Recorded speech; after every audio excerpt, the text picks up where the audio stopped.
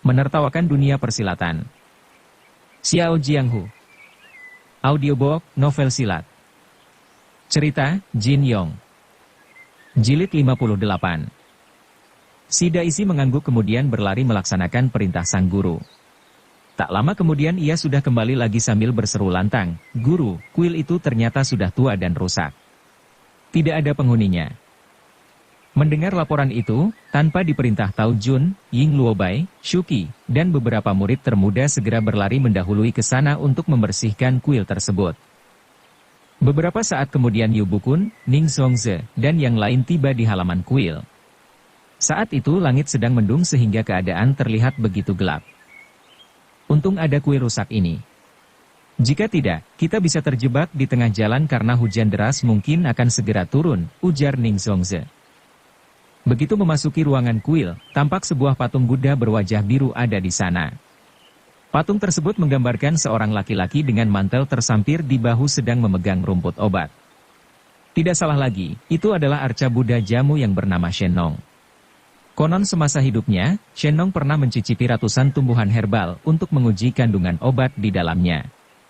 Beramai-ramai Yu Bukun dan rombongannya memberi hormat kepada arca tersebut. Tidak lama kemudian hujan deras pun turun dari langit disertai kilat yang menyambar-nyambar dan juga suara guntur menggelegar. Kuil tua itu sudah sangat rusak. Hampir di mana-mana air bocoran menetes dan menggenangi lantai. Gao Genming, Liang Fa, dan 3 orang murid perempuan bergegas menyiapkan makan malam, sementara murid-murid yang lain bingung mencari tempat kering untuk menghindari kebocoran. Hujan musim ini cepat sekali datangnya. Bisa-bisa panen kali ini mengalami kegagalan, ujar Ning Songze. Sementara itu Ling Huchong duduk di sudut ruangan dengan bersandar pada tiang penyangga lonceng besar. Sepasang matanya memandangi air hujan yang mengucur deras dari atas talang yang rusak, sambil berpikir, andai saja adik keenam ada di sini, tentu suasana akan terasa gembira. Hanya adik keenam yang bisa menceritakan lelucon segar. Sejak Lu Dayo meninggal, Ling Huchong lebih suka menyendiri. Jarang sekali ia mengajak bicara Yu Lingsan. Apalagi jika melihat Yu Lingsan bersama Lin Pingxi, ia lebih suka menghindar sejauh mungkin. Dalam hati ia berkata, adik kecil sengaja mencuri kitab rahasia kabut lembayung senja meskipun ia tahu akan dimarahi guru. Semua itu dilakukannya demi untuk menolongku. Pengorbanannya begitu besar. Aku hanya ingin melihatnya hidup bahagia. Karena aku sudah bertekad bunuh diri setelah kitab pusaka itu ditemukan, maka aku tidak boleh mendekati adik kecil lagi. Dia dan adik Lin begitu serasi. Semoga adik kecil bisa melupakan semua kenangan bersamaku, sehingga bila aku mati nanti, jangan sampai ia meneteskan air mata sedikit pun untukku. Meskipun berpikir demikian, namun setiap kali melihat Yu Lingsan dan Lin Pingxi berjalan bersama dan mengobrol dengan gembira tetap saja membuat hati Ling Huchong terasa pedih. Juga ketika kedua muda-mudi itu sibuk mengerjakan urusan masing-masing, pada saat mereka bertemu dan saling beradu pandang, masing-masing menampilkan senyuman penuh makna. Baik Yu Lingsan ataupun Lin Pingxi mengira sikap mereka tidak ada yang memerhatikan. Siapa sangka semua gerak-gerik tersebut tidak lepas dari pandangan Ling Huchong. Dengan hati semakin pedih ia bermaksud memalingkan muka ke arah lain namun tetap saja tak kuasa dan kembali melirik setiap kali Yu Lingsan lewat di depannya. Setelah makan malam, setiap orang dalam rombongan tersebut berangkat tidur. Hujan di luar belum juga reda. Kadang gerimis, kadang kembali deras, tanpa berhenti sekejap pun. Ling Huchong sendiri tidak bisa tidur. Pikirannya yang kalut membuat matanya tetap terjaga. Suasana terasa hening, hanya terdengar suara nafas dan dengkuran saudara-saudaranya yang sahut-menyahut di malam itu. Tiba-tiba terdengar suara ramai derap kaki kuda dari arah tenggara. Paling tidak ada belasan kuda sedang berpacu menyusuri jalanan dan terdengar semakin dekat. Jantung Ling Huchong berdebar kencang. Mengapa malam-malam hujan begini ada rombongan berkuda melaju begitu cepat? Apakah mereka sedang menuju ke sini? Demikian pikirnya sambil kemudian bangkit perlahan untuk duduk. Pada saat itu terdengar Yu Bukun membentak perlahan, "Semua jangan bersuara." Tak lama kemudian rombongan berkuda itu lewat di jalanan depan kuil. Murid-murid Huashan yang terbangun segera mempersiapkan senjata masing-masing. Namun mereka kemudian bernafas lega setelah suara rombongan tersebut terdengar pergi menjauh. Baru saja mereka hendak melanjutkan tidur, tiba-tiba suara derap kaki kuda kembali terdengar. Sepertinya rombongan tersebut telah berputar balik dan kini mereka telah berhenti tepat di depan kuil. Salah seorang penunggang kuda berteriak lantang dan nyaring, "Apakah Tuan Yu dari perguruan Huashan berada di dalam kuil? Kami ingin menanyakan suatu urusan kepada beliau." Ling Huchong selaku murid pertama sudah biasa maju untuk menangani persoalan ataupun mewakili gurunya menyambut tamu. Maka tanpa diperintah, ia pun membuka pintu kuil dan berjalan keluar sambil menjawab, "Tengah malam begini ada keperluan apa saudara-saudara datang kemari?" Di luar tampak 15 orang penunggang kuda berjajar membentuk busur yang mengepung halaman kuil. Sekitar 6 orang dari mereka terlihat membawa lampu ting dan serentak menyorotkannya ke arah wajah Ling Huchong. Sudah tentu Ling Huchong merasa silau dibuatnya. Perbuatan ini tergolong kasar dan tidak sopan. Sudah dapat ditebak kalau ke-15 orang itu datang dengan maksud tidak baik. Apalagi, Ling Huchong dapat melihat mereka semua memakai cadar berwarna hitam yang menutupi mulut dan hidung masing-masing. Melihat itu Ling Huchong pun berpikir, orang-orang ini kalau bukan wajahnya yang sudah dikenal, bisa juga supaya tidak diingat-ingat oleh kami. Sementara itu, salah seorang penunggang kuda dari sebelah kiri berteriak, "Kami harap Tuan Yu sudi keluar menemui kami." "Tuan-tuan ini siapa?" sahut Ling Huchong. "Tolong beritahukan marga dan nama Tuan yang mulia agar bisa kulaporkan kepada guru." "Kau tidak perlu bertanya siapa kami," jawab orang itu. "Katakan saja kepada gurumu bahwa kami mendengar perguruan Huashan telah mendapatkan kitab pedang penakluk iblis milik Biro Ekspedisi Fui. Oleh karena itu, kami ingin meminjam dan melihatnya sebentar." Ling Huchong menjawab dengan gusar, "Perguruan kami memiliki ilmu kebanggaan sendiri, untuk apa kami menginginkan ilmu silat pihak lain? Namun apabila kami benar-benar memilikinya, tentu kami tidak akan memberikannya kepada Tuan apabila Tuan memintanya dengan cara seperti ini. Berani sekali kalian memandang rendah terhadap perguruan Huashan kami." Orang itu tertawa terbahak-bahak diikuti ke-14 kawannya. Suara mereka begitu keras berkumandang seperti halilintar, pertanda masing-masing memiliki tenaga dalam yang sangat bagus. Dalam hati Ling Huchong berpikir, lagi-lagi kami harus berhadapan dengan musuh yang berilmu tinggi.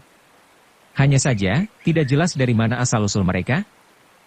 Di tengah suara gelak tawa itu terdengar salah seorang penunggang kuda berteriak lantang, "Kami mendengar bocah bermargalin dari Biro Ekspedisi Fui telah bergabung dengan perguruan Huashan.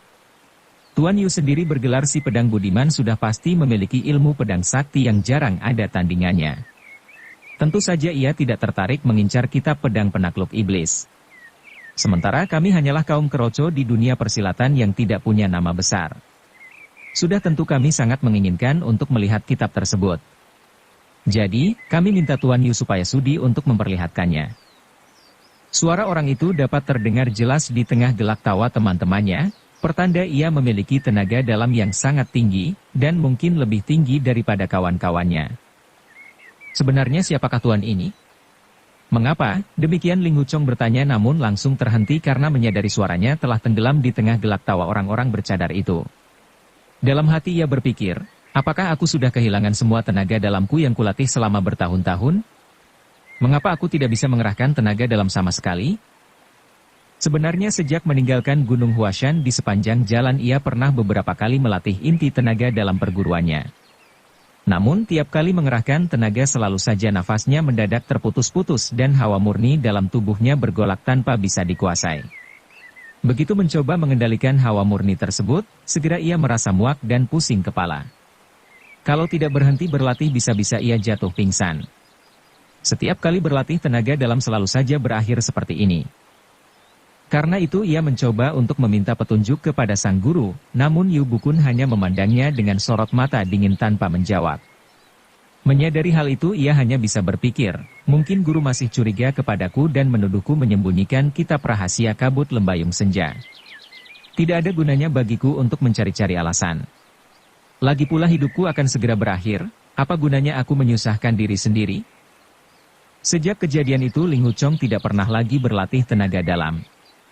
Siapa sangka kini saat ia mencoba menghimpun tenaga untuk berteriak, ternyata suaranya tenggelam di balik suara gelak tawa ke-15 orang bercadar tersebut. Sejenak kemudian terdengar suara Yu Bukun dari dalam kuil, "Kalian adalah tokoh-tokoh persilatan ternama, mengapa begitu rendah hati mengaku sebagai kaum keroco?" Selama ini Yu Bukun tidak pernah berkata bohong. Kitab pedang penakluk iblis milik keluarga Lin benar-benar tidak ada padaku. Ucapan Yu Bukun tersebut disertai ilmu kabut lembayung senja sehingga bisa berkumandang di tengah gelak tawa para penunggang kuda. Baik di dalam maupun di luar kuil, setiap orang dapat mendengar suaranya dengan jelas dan keras. Apalagi gaya bicara Yu Bukun begitu santai dan tenang, seperti bercakap-cakap dengan orang di sampingnya. Jelas gaya bicara ini sangat berbeda dengan si penunggang kuda yang tadi berteriak dengan suara lantang. Terdengar penunggang kuda lain yang bertanya dengan suara serak, "Kalau kau tidak memegang kitab tersebut, lalu kemana perginya?" "Atas dasar apa kau mengajukan pertanyaan demikian? Apa kau merasa pantas mendapat jawaban atas pertanyaanmu itu?" balas Yu Bukun. "Apapun yang menjadi masalah di dunia persilatan, setiap orang berhak mengetahuinya," jawab orang itu. Tapi Yu Bukun hanya mendengus tidak menjawab. "Hai, orang bermarga Yu, apa kau mau menyerahkan kitab itu atau tidak?" teriak orang itu dengan suara keras. "Jika kau tidak mau menyerahkannya maka kami yang akan main kasar dan merebutnya dengan paksa." Melihat gelagat yang kurang baik, Ning Zongze segera membisiki murid-muridnya, para murid perempuan segera berkumpul menjadi satu. Masing-masing punggung bertemu punggung. "Murid laki-laki siapkan pedang." Sekejap kemudian terdengar suara logam berdering dari dalam kuil pertanda para murid telah mencabut pedang masing-masing. Ling Huchong yang masih berdiri di ambang pintu pun mencoba mencabut pedang.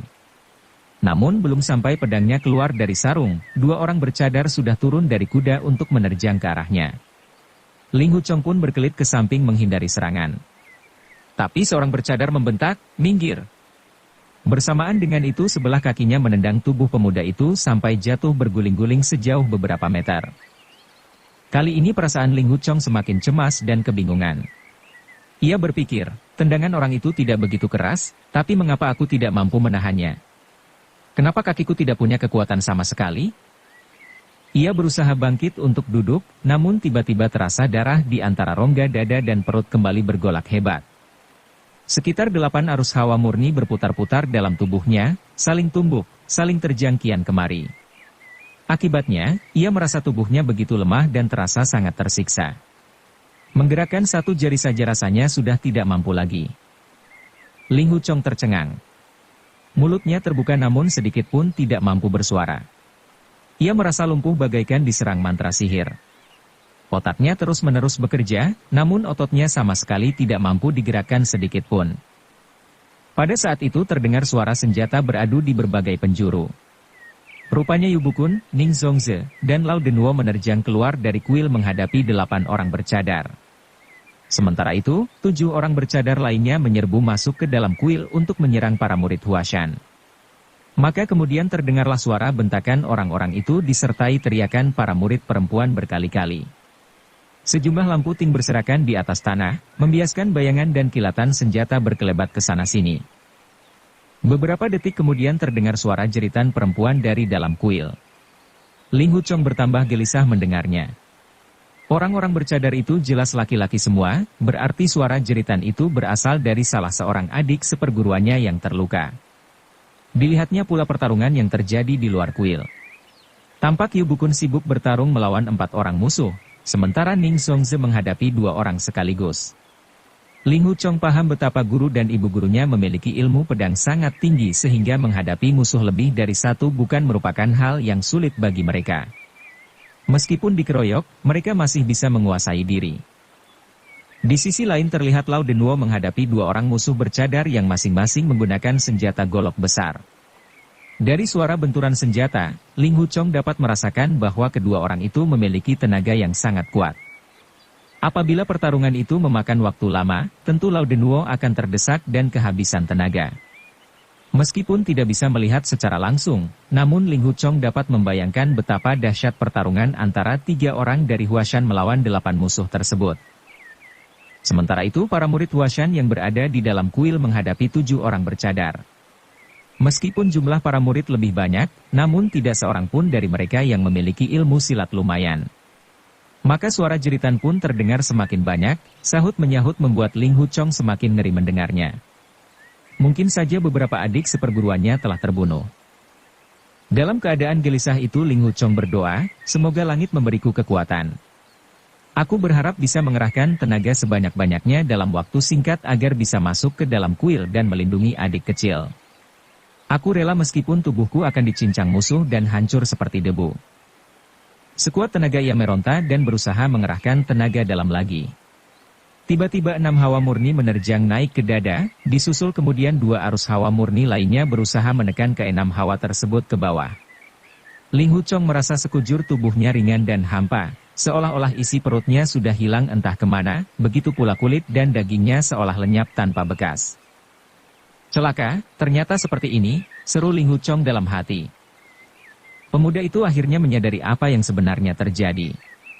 Pada mulanya 6 dewa lembah persik menyalurkan tenaga dalam masing-masing untuk mengobati luka Ling Huchong akibat pukulan Cheng Buyo. Akan tetapi luka tersebut tidak sembuh, justru ke-6 arus hawa murni mereka bersarang di tubuh Ling Huchong dan menimbulkan banyak masalah. Kemudian muncul Biksu Bujie mencoba menyalurkan 2 arus tenaga dalam untuk mengusir 6 hawa murni liar tersebut. Ling Huchong merasa kedua arus hawa murni yang disalurkan Biksu Bujie berhasil memusnahkan 6 arus hawa murni milik 6 dewa lembah persik. Akan tetapi ternyata tidak demikian. Ketika Ling Huchong mengerahkan tenaga dalam, langsung saja 6 hawa murni liar bergolak, disusul kemudian 2 arus hawa lainnya muncul untuk menghadapi. Hal ini mengakibatkan tenaga dalam perguruan Huashan yang dilatih olehnya sejak kecil menjadi lenyap entah kemana. Ia benar-benar merasa bagaikan orang yang lumpuh atau orang awam yang tidak pernah belajar ilmu silat sama sekali. Begitu memahami apa yang sebenarnya terjadi, Ling Huchong menjadi sedih. Air matanya pun berlinang di pipi. Dalam hati ia berpikir, kenapa nasibku begini malang? Sedikit pun aku tidak bisa mengerahkan tenaga dalam, seperti lenyap tak bersisa. Malam ini perguruanku diserang musuh, tapi sebagai murid pertama aku tidak bisa berbuat banyak. Aku hanya bisa berbaring di tanah seperti orang tak berguna, menyaksikan guru dan ibu guru dipermalukan musuh, serta adik-adikku dibantai satu persatu. Sungguh sia-sia rasanya lahir sebagai manusia. Lebih baik aku masuk ke sana dan mati bersama adik kecil. Ling Huchong sadar, sedikit saja ia mengerahkan tenaga tentu ke-8 arus hawa murni di dalam tubuhnya akan kembali bergolak dan membuatnya tidak bisa bergerak bagaikan seonggok daging beku. Maka, ia pun mencoba menahan napas, membiarkan arus hawa murni itu kembali ke bawah lambung. Tanpa berani mengerahkan tenaga dalam sedikit pun, pemuda itu mencoba menggerakkan tangan dan kakinya. Dengan cara demikian ia bisa bangkit perlahan-lahan dan masuk ke dalam kuil selangkah demi selangkah sambil mencabut pedangnya dengan gerakan perlahan pula. Begitu masuk ke dalam kuil, Ling Huchong langsung mencium bau anyir darah. 2 buah lampu ting diletakkan di atas altar arca oleh para penyerang itu untuk menerangi seisi ruangan. Musuh yang berjumlah 7 orang tersebut mampu mengalahkan murid-murid Huashan yang jumlahnya puluhan. Liang Fa, Si Daizi, dan Gao Genming masih bertahan menghadapi mereka walau tubuh sendiri berlumuran darah. Beberapa orang murid tampak tergeletak, entah masih hidup atau sudah mati. Sementara itu Yuling San dan Lin Pingxi bersama-sama menghadapi 1 orang bercadar. Rambut Yuling San begitu kusut, sementara Lin Pingxi memegang pedang dengan tangan kiri karena lengan kanannya telah terluka. Musuh yang mereka hadapi bersenjata tombak pendek dan terlihat sangat lihai memainkannya. Sebanyak 3 kali Lin Pingxi menyerang dengan jurus cemara tua menyambut tamu tapi hanya mengenai tempat kosong. Sebaliknya, tombak pendek musuh justru membuatnya kewalahan. Rumbai-rumbai warna merah pada tombak pendek sempat mengejutkan penglihatan pemuda itu, sehingga bahu kanannya pun terkena tusukan lawan. Lin kecil, lekas kau balut lukamu dahulu. Seru Yuling San sambil menyerang 2 kali kemudian melangkah mundur. Tidak apa-apa, jawab Lin Pingxi sambil tetap menusuk, namun langkahnya sudah terlihat sempoyongan. Orang bercadar itu tertawa panjang. Batang tombaknya tiba-tiba menyabet dari samping dan tepat memukul pinggang Yuling San. Kontan saja gadis itu jatuh tersungkur dan pedangnya terlepas dari genggaman. Ling Huchong sangat terkejut. Ia pun menerjang maju tanpa peduli lagi keselamatan diri sendiri.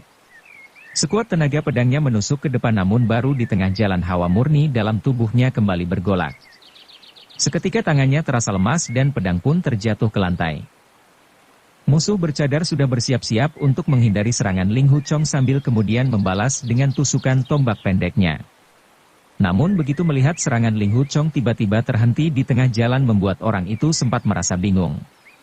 Tanpa pikir panjang, ia pun menendang tubuh Ling Hu Chong hingga terpental keluar kuil dan jatuh tepat di atas genangan air becek.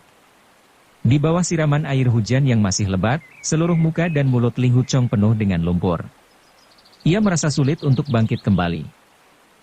Di sisi lain Lao Denwo sudah roboh pula terkena totokan musuh. Dua lawannya tadi kemudian ikut mengeroyok Yu Bukun dan Ning Zongze. Tak lama kemudian dua orang bercadar keluar pula dari dalam kuil untuk ikut bergabung. Kini, Yu Bukun menghadapi 7 musuh, sedangkan Ning Zongze menghadapi 3 orang bercadar. Tak lama kemudian terdengar suara jeritan Ning Zongze dan salah seorang musuhnya. Rupanya mereka berdua sama-sama terluka di bagian kaki. Si pria bercadar yang terluka itu mundur ke belakang sehingga lawan yang dihadapi Nyonya Yu berkurang 1. Namun demikian luka di kaki wanita itu membuat kekuatannya banyak menurun.